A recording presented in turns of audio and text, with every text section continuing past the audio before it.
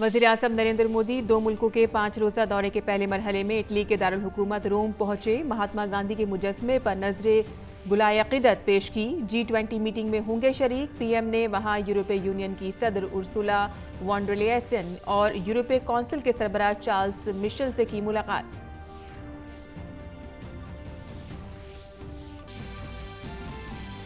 वज़ीर दाखिला अमित शाह ने लखनऊ में की बीजेपी की रुकनियत मुहिम मेरा परिवार बीजेपी परिवार की शुरुआत। अमित शाह रियासत में असेंबली इंतखाबात के लिए पार्टी के लाएअमल को देंगे हतमी शक्ल।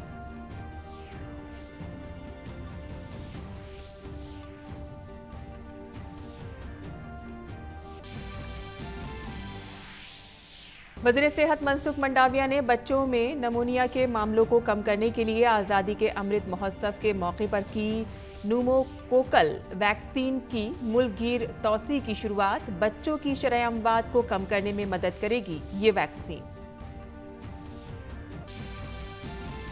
मुल्क में टीकाकारी मुहिम के तहत 109.63 करोड़ से ज्यादा टीकाकारी। गुज़िश्ता 24 घंटे में 14,384 नए मामले। सेहतमंदी की शरह 98.19%। मरकज नवंबर में 30 करोड़ टीकों का करेगा जखीरा। हर घर दस्तक मुहिम के तहत 12 करोड़ वैक्सीन देने का निशाना।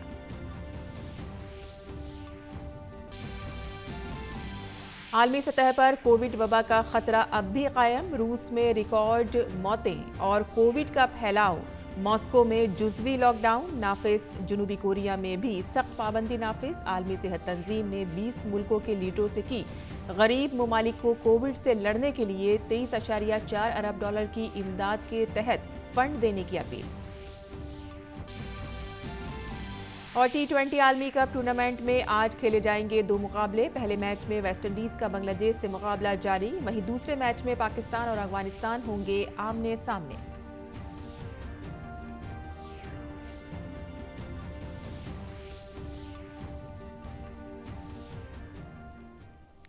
आदाब नाज़रीन, खबरनामे में आपका इस्तकबाल है। मैं हूं साइमा खान। अब खबरें तफसील से। वज़ीर-ए-आज़म नरेंद्र मोदी ने अपने रोम के दौरे के पहले दिन बाबाए कौम महात्मा गांधी के मुजस्समे पर गुलाए अक़ीदत नज़र करके खिराजी अक़ीदत पेश किया।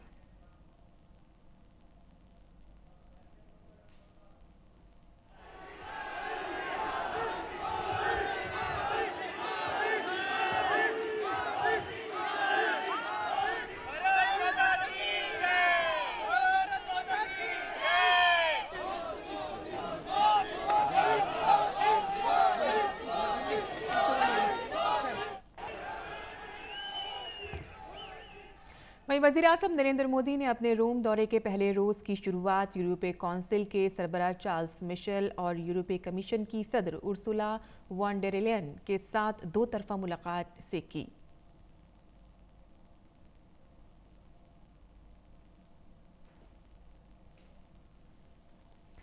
और मीटिंग के बाद वज़ीर-ए-आज़म ने ट्वीट के जरिए बताया कि रहनुमाओं ने दुनिया को बेहतर बनाने के मकसद से इक़्तिसादी और लोगों के दरमियान राब्ता बढ़ाने के तरीक़ों पर बातचीत की।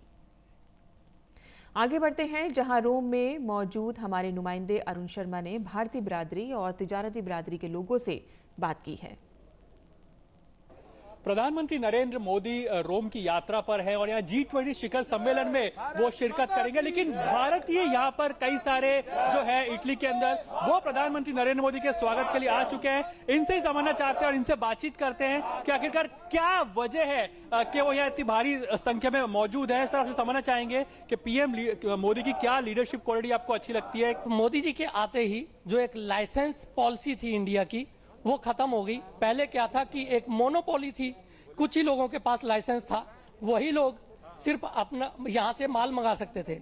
लेकिन मोदी जी के आने के बाद वो पॉलिसी खत्म हो गई। अब इंडिया के अंदर कोई भी इटालियन मार्बल मंगाना चाहे, अगर कोई एक अपना बंगलो बना रहा है तो बंगलों के लिए भी अगर कोई अपना यहाँ से मार्बल मंगाना चाहता है तो वो बिना लाइसेंस खत्म होने की वजह से वो मंगा सकता है। प्रधानमंत्री नरेंद्र मोदी ने कई सारे इनिशिएटिव लिया भारत के अंदर, स्वच्छ भारत अभियान हो गया, किस तरह से इन तमाम इनिशिएटिव को आप देखते हैं? सब भारतीय समुदाय के लोग, इटली वालों की बहुत पुरानी मांग थी कि हमारे प्रधानमंत्री मोदी जी इटली आए, क्योंकि पिछले 7 वर्ष के अगर हम कार्यकाल की बात करें तो मोदी जी लगभग दुनिया के सबसे मजबूत देशों का दौरा कर चुके हैं।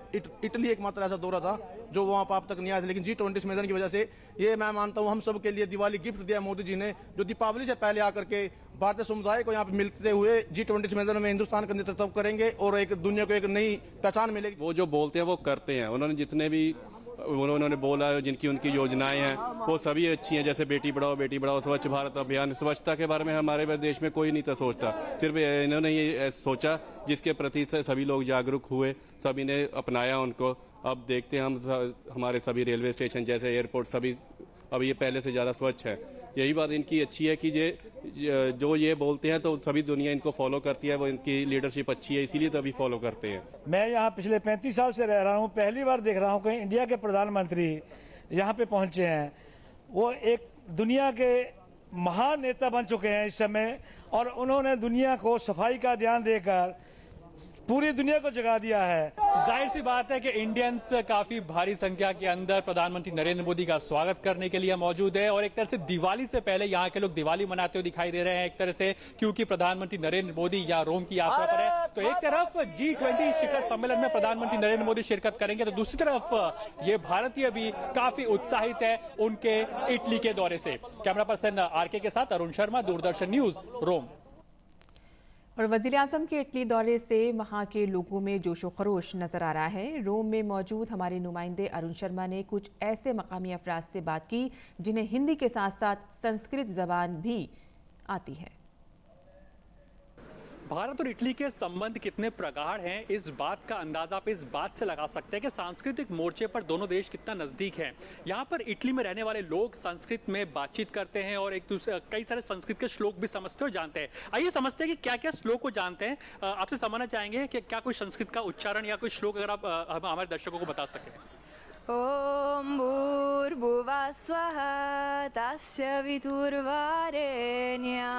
भर्गो देवस्य धीमहि धियो यो न प्रचोदयात्। ॐ त्र्यम्बकं यजामहे सुगन्धिं पुष्टिवर्धनम् उर्वारुकमिव बन्धनान् मृत्युर्मुक्षयमामृतात्। सुखकर्ता दुःखहर्ता वर्ता विघ्नाची नुरवी पुरवी प्रेम कृपा जयाची सर्वांगी सुंदर उति सिंदुराची कांती चलकी माल मुक्ता फळाची। जय देव। Thank you. जयदेव जयदेव। तो चाहे गणपति की आरती हो, महामृत्युंजय मंत्र हो, गायत्री मंत्र हो या संस्कृत में बातचीत करना हो, इटली में कई लोग इस तरह से संस्कृत की पढ़ाई करते हैं, हिंदी की पढ़ाई करते हैं। तो जाहिर सी बात है कि सांस्कृतिक मोर्चे पर दोनों देश काफी नजदीक आते हुए दिखाई दे रहे हैं। आपसे समझना चाहेंगे कि ये सांस्कृतिक रिश्ते कितने आपको लगता है प्रगाढ़ होते हैं इस तरह से जब भाषाओं का आदान प्रदान होता है, लोग सीखते हैं। इसमें सबसे ज़्यादा कि प्यार बढ़ता है और उनको अपना कल्चर इतना ज़्यादा पसंद है कि अगर कोई सिखाने वाला और अच्छे से, मैं लास्ट 20 साल से इन्हें सिखा रहा हूँ तो बहुत लोगों ने सीख लिया कि मतलब आज तोरिनो में आप गाड़ियों में बैठे होंगे तो गायत्री मंत्र आपको सुनाई देगा, गणेश आरती सुनाई देंगी। और इस मंत्र में जो ताकत है और जो हमारे संस्कृति में ताकत है, ये सबसे बेस्ट वे है जो आज अपन इटली और भारत को मिलकर एक काम कर रहे हैं। जाहिर तौर पर तो संस्कृत हो या हिंदी भाषा हो, इस माध्यम से भारत और इटली के संबंध, खासतौर पर सांस्कृतिक रिश्ते और भी प्रगाढ़ होते हुए दिखाई दे रहे हैं। कैमरा पर्सन आरके के साथ अरुण शर्मा, दूरदर्शन न्यूज, रोम। और आगे बढ़ते हैं, जहां उत्तर प्रदेश के लखनऊ में बीजेपी के सीनियर कारकुनों और मरकजी वज़ीर दाखिला अमित शाह ने डिफेंस एक्सपो ग्राउंड में बीजेपी की मेगा मेंबरशिप मुहिम मेरा परिवार बीजेपी परिवार की शुरुआत की। इस मौके पर उत्तर प्रदेश के वज़ीर आला योगी आदित्यनाथ भी मौजूद थे। प्रोग्राम में कारकुनों से खिताब करते हुए मरकजी वजीर अमित शाह ने कहा कि बीजेपी ने पहली मर्तबा साबित किया है कि जो हुकूमत बनती है वो कुनबे के लिए नहीं होती है, हुकूमतें रियासत के गरीब से गरीब शख्स के लिए होती हैं। भारतीय जनता पार्टी ने उत्तर प्रदेश को अपनी पहचान वापस दिलाने का काम किया है। भारतीय जनता पार्टी ने उत्तर प्रदेश को देश का सबसे प्रमुख राज्य बनने की दिशा में बहुत आगे ले जाने का काम किया है।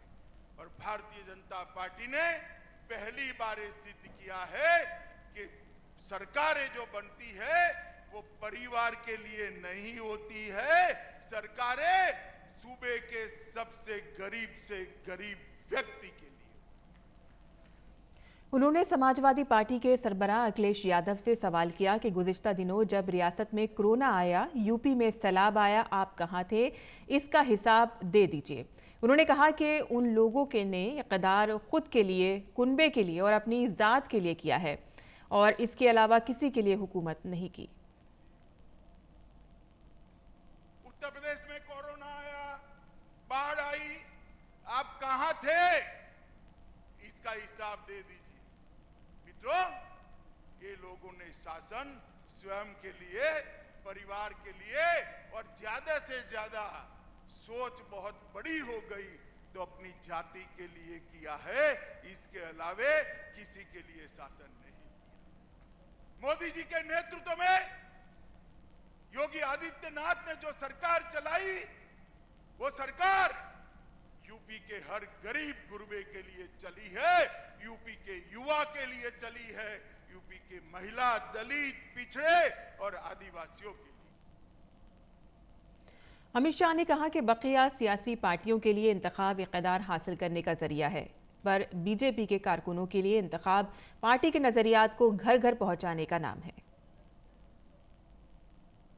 चुनाव भारतीय जनता पार्टी के लिए सत्ता हथियाने का जरिया नहीं है। चुनाव भारतीय जनता पार्टी के लिए एक लोकतंत्र का महोत्सव है, लोक संपर्क का एक जरिया है, लोक संग्रह का एक जरिया है। लोगों के साथ भारतीय जनता पार्टी का संपर्क और संपर्क के द्वारा लोगों का संग्रह, मतलब सदस्यता कराना, ये भारतीय जनता पार्टी का एक अभियान है। उन्होंने समाजवादी पार्टी, बहुजन समाज पार्टी को तनकीद का निशाना बनाते हुए कहा कि उत्तर प्रदेश में बरसों तक समाजवादी पार्टी और बीएसपी के खेल ने उत्तर प्रदेश को बर्बाद कर दिया था। उन्होंने कहा कि आज उत्तर प्रदेश में कोई नकल मकानी नहीं होती, नकल मकानी कराने वाले खुद मुंतकिल हो गए हैं। आज उत्तर प्रदेश में कहीं कोई बाहुबली दिखाई नहीं देता। उत्तर प्रदेश के अंदर कई साल तक ये सपा सपा का खेल चलता रहा और उसने उत्तर प्रदेश को बर्बाद कर उत्तर प्रदेश और की कानून और व्यवस्था की स्थिति कैसी थी, मेरा तो खून खौल जाता था। पश्चिमी उत्तर प्रदेश से कैराना से पलायन शुरू हुआ था। यहां लखनऊ के हुक्मरानों का नींद नहीं उड़ता था। आज मैं कहने आया हूं, उत्तर प्रदेश के अंदर किसी की हिम्मत नहीं है पलायन करने की। पलायन कराने वालों का पलायन हो चुका है। हर जिले में दो तीन बाहुबली थे। दूरबीन लेकर मैं ढूंढता हूं, कहीं पर बाहुबली दिखाई नहीं पड़ता है। भाई कहे पर वहीं बीजेपी रुकनियत साजी मुहिम प्रोग्राम से खिताब करते हुए उत्तर प्रदेश के वजीर आला योगी आदित्यनाथ ने कहा कि मेरा परिवार बीजेपी परिवार के तहत प्रोग्राम तंजीम के अफराद पार्टी के साथ हर कुनबे को जोड़ने का काम करें। हम लोग अगले एक सप्ताह के अंदर दीपावली के भव्य आयोजन के साथ जुड़ेंगे। इससे पहले प्रत्येक उस परिवार को जो मेरा परिवार, भाजपा परिवार इस लक्ष्य के साथ जुड़ना चाहता है, उन्हें जोड़ने के लिए आज हम सब यहां पर माननीय गृह मंत्री जी के नेतृत्व और मार्गदर्शन में एकत्र हुए हैं। हम विश्वास के साथ कह सकते हैं, जो लक्ष्य संगठन ने तय किया है, उस लक्ष्य को प्राप्त करने के लिए आप सभी पदाधिकारी और कार्यकर्ता माननीय गृह मंत्री जी के मार्गदर्शन में प्राण प्रण से जुट करके एक समय सीमा के अंदर हर परिवार को भाजपा परिवार के साथ जोड़ने के लिए कार्य करेंगे। वज़ीर दिफा राजनाथ सिंह ने वज़ीर आज़म नरेंद्र मोदी के एक मुनज़्ज़म और सरबराह के तौर पर 2 दहाई का जायजा के मौजू पर कौमी कॉन्फ्रेंस के ख़तामी इजलास को खिताब किया। अपने खिताब में वज़ीर दिफा ने कहा कि हम मोदी जी के उस 20 बरस के सफ़र को देखें तो पाएंगे कि उनके सामने मुसलसल नए चैलेंजेस आते रहे हैं, पर उन्होंने जिस तरह से इन चैलेंजेस का सामना किया, पीएम मोदी मौसर क़यादत और मौसर हुक्मरानी की मिसाल है। मैं मोदी जी के बारे में कहता हूँ, बहुत सारी चुनौतियां उनकी जिंदगी में आई, लेकिन कभी भी चुनौतियों के सामने उन्होंने घुटना नहीं टेका है, बल्कि चुनौतियों पर उन्होंने विजय प्राप्त की है। और मैं उनके बारे में यह भी कह सकता हूं, उन्होंने जिस तरह से उन चुनौतियों का सामना किया, वो इफेक्टिव लीडरशिप और इफिशिएंट गवर्नेंस की एक केस स्टडी, मैनेजमेंट के स्कूल में तो सचमुच इस एक केस स्टडी के रूप में पढ़ाया जाना चाहिए। राजनाथ सिंह ने कहा कि वजीर-ए-आज़म नरेंद्र मोदी ने कभी चैलेंजेस के सामने घुटने नहीं टेके, बल्कि चैलेंजेस का सामना किया है। Delivering democracy, reviewing 2 decades of Narendra Modi as head of the government, यानी एक तरह से 21वीं सदी में भारत के लोकतंत्र ने कैसी करवट ली है, और इस बदलाव में एक व्यक्ति यानी हमारे लोकप्रिय प्रधानमंत्री श्री नरेंद्र भाई मोदी की क्या भूमिका रही है, इस पर चिंतन और मंथन आप लोगों ने किया है। मैं कह सकता हूं कि स्वतंत्र आजाद भारत की राजनीति में नरेंद्र भाई मोदी ने एक बहुत बड़ा काम किया, बहुत बड़ा काम किया। इस क्राइसिस ऑफ क्रेडिबिलिटी को उन्होंने एक चैलेंज के रूप में स्वीकार किया, और इस चैलेंज पर उन्होंने विजय भी प्राप्त की। आप एक भी काम ऐसा नहीं बतला सकते जो उन्होंने कहा हो और किया ना हो। वर्ड्स और डीड्स, कृति और कथन में या कोई अंतर नहीं रहा है। मरकजी वजीर सेहत मनसुख मंडाविया ने नमूनिया से बचाव वाली पीसीवी वैक्सीन लॉन्च की। अब न्यूमोकोकल नमूनिया और दिमाग के इन्फेक्शन से बचाव वाली ये वैक्सीन बाज़ाब्ता वैक्सीनेशन प्रोग्राम में शामिल कर ली गई है। अब बच्चों को ये वैक्सीन मुफ्त में लगेगी। अब न्यूमोनिया से किसी बच्चे की मौत नहीं होगी। न्यूमोकोकल न्यूमोनिया और दिमाग के इन्फेक्शन से बचाव वाली पीसीवी वैक्सीन को बाकायदा टीकाकारी प्रोग्राम में शामिल कर लिया गया है। पहले ये वैक्सीन 5 रियासतों में दी जाती थी। आज़ादी के अमृत महोत्सव के मौके पर मरकजी वजीर सेहत मनसुख मांडविया ने इस वैक्सीन को लॉन्च किया। देश के सभी बच्चों को समयसर वैक्सीन मिले, उसके लिए कई अभियान भी चलाए, और उसमें ये न्यूमोकोकल वैक्सीन न्यूमोनिया के लिए है। देश में कुल मिला के 16% बच्चों का डेथ, 16% बच्चों का डेथ ये न्यूमोनिया से होता है। ये तो बहुत बड़ा नेशनल लॉस है। ये न्यूमोनिया के सामने ये सबसे बड़ा अभियान के तौर पे चलेगा, और बच्चों का जीवन बचाने में ये पीसीवी वैक्सीन का एक महत्वपूर्ण रोल रहेगा। अब गरीब के बच्चों को भी न्यूमोनिया की वैक्सीन मुफ्त में लगेगी। न्यूमोनिया का पहला टीका 1.5 महीने में, दूसरा 3.5 महीने में और तीसरा बूस्टर डोज 9 महीने में लगेगा।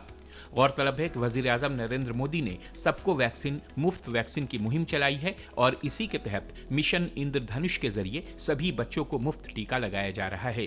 बच्चों की कुल मौत में से 16% मौत सिर्फ निमोनिया से होती है। इस वैक्सीन से अब बच्चों की जान बचाई जा सकेगी। मरकजी हुकूमत का ये मकसद है कि किसी भी बच्चे की मौत बीमारी से न हो। नितेंद्र सिंह की रिपोर्ट, डीडी न्यूज उर्दू खबरें। और मरकजी वजीर सेहत मनसुख मंडाविया ने राहती अशिया से भरे 11 ट्रक उत्तराखंड, जम्मू कश्मीर और लद्दाख रवाना किए। इनमें से 4 ट्रक देहरादून, 2 जम्मू, 2 श्रीनगर और 3 ट्रक लद्दाख भेजे गए हैं। ये राहती अशिया रेड क्रॉस सोसाइटी की जानिब से भेजी गई हैं। हाल ही में इन रियासतों में आफात की वजह से जानोमाल का काफ़ी नुकसान हुआ था।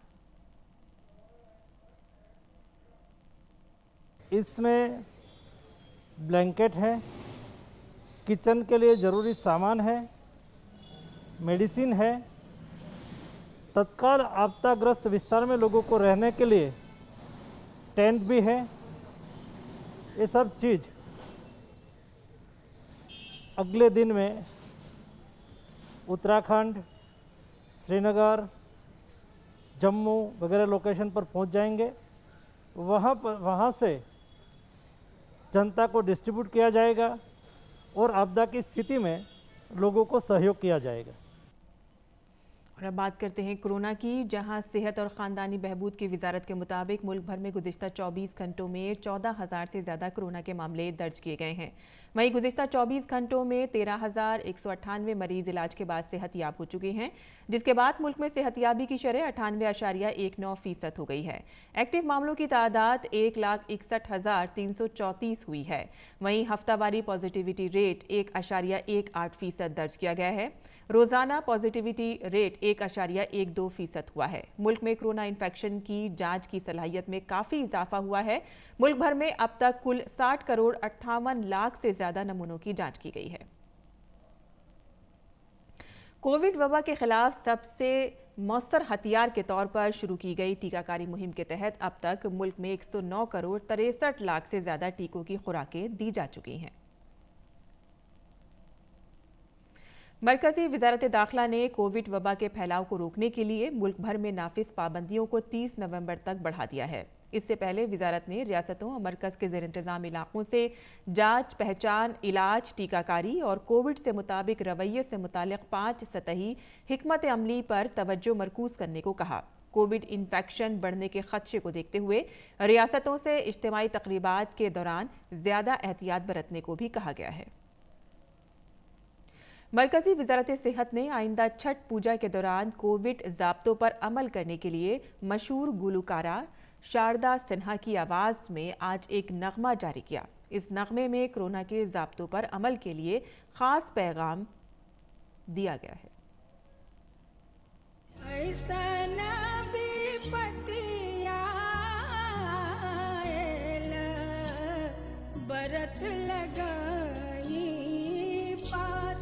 बरत लगाई पार रउवे से असरा लगल बा छठी मैया जग के आधार, छठी मैया जग के आधार। बहंगी से भारी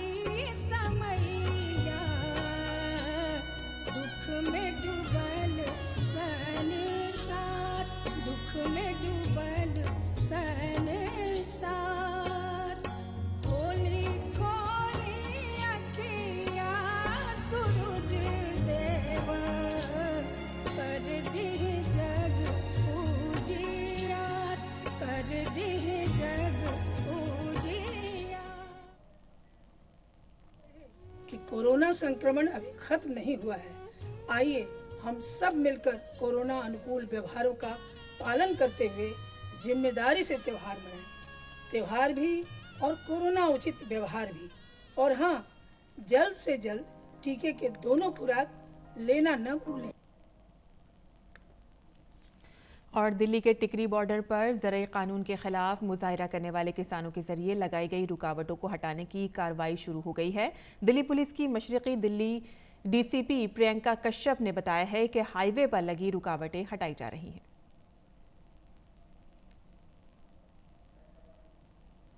कन्नड़ सिनेमा के सुपरस्टार एक्टर पुनीत राजकुमार का आज हरकत क़ल्ब बंद होने से इंतकाल हो गया। उन्हें सुबह दिल का दौरा पड़ा था, जिसके बाद उन्हें बेंगलुरु के विक्रम अस्पताल में भर्ती कराया गया था। बहरहाल इलाज के बावजूद उन्हें बचाया नहीं जा सका। और बैनुल-अक़वामी खबरों पर नजर डालें तो रूस में भी कोरोना इन्फेक्शन के केसेस तेजी से बढ़ रहे हैं, जिसके बाइस दारुल हुकूमत मॉस्को में दुकानें, रेस्टोरेंट और स्कूल जुज़वी तौर पर बंद कर दिए गए हैं। दारुल हुकूमत में सिर्फ ज़रूरी दुकानें जैसे सुपरमार्केट और फार्मास्यूटिकल को खोलने की इजाज़त दी गई है, जबकि रेस्टोरेंट में सिर्फ टीके वालों की सहूलत दस्तयाब होगी। हुक्काम के इन्फेक्शन को रोकने के लिए पूरे रूस में लोगों को दफातर से 9 दिन की छुट्टी दे दी गई है। रूस में गुज़िश्ता 24 घंटों के दौरान रिकॉर्ड 1,159 अफराद की मौत हुई है। मुल्क में कोरोना के मामलों की कुल तादाद 83,92,000 से ज़्यादा है। और खेल की खबरों की बात करें तो T20 आलमी कप में आज 2 मुकाबले खेले जाएंगे। पहले मैच में वेस्टइंडीज का मुकाबला बांग्लादेश के साथ हो रहा है। बांग्लादेश की टीम टॉस जीतकर पहले गेंदबाजी कर रही है। वेस्टइंडीज ने मुकर्ररा 20 ओवर में 7 विकेट पर 142 रन बना लिए हैं। बांग्लादेश ने अब तक 20 रन बनाए हैं। दोनों टीमें अपने पहले 2 मैच हार चुकी हैं। वेस्टइंडीज को जहां इंग्लैंड और जनूबी अफ्रीका ने से हार का सामना करना पड़ा, तो वहीं बांग्लादेश को इंग्लैंड और श्रीलंका ने शिकस्त दी। ऐसी सूरत हाल में सेमीफाइनल में पहुंचने की उम्मीद बरकरार रखने के लिए दोनों ही टीमों की कोशिशें में बड़ा फर्क से मुकाबले को अपने नाम करने की होगी। दोनों की बल्लेबाजी अभी तक कमजोर साबित हुई है। वहीं दिन का दूसरा मुकाबला पाकिस्तान और अफगानिस्तान के दरमियान खेला जाएगा। ग्रुप बी के दोनों टीमों ने सुपर 12 स्टेज में जोरदार तरीके से खेल का आगाज किया है। पाकिस्तान ने जहां भारत और न्यूजीलैंड को हराया है, तो वहीं दूसरी तरफ अफगानिस्तान ने स्कॉटलैंड के खिलाफ एक तरफा जीत हासिल की है। बाबर आजम की कप्तानी में पाकिस्तानी टीम अफगानिस्तान के खिलाफ मुकाबला जीतकर सेमीफाइनल में जगह बनाने की कोशिश करेगी, जबकि अफगानिस्तान की कोशिश पाकिस्तान की फतह के सिलसिले को रोकने की होगी। और इसी के साथ ही खबरनामा यही हमारा ख़त्म पसीर होता है। हमारी पूरी टीम को दें इजाज़त। आदाब।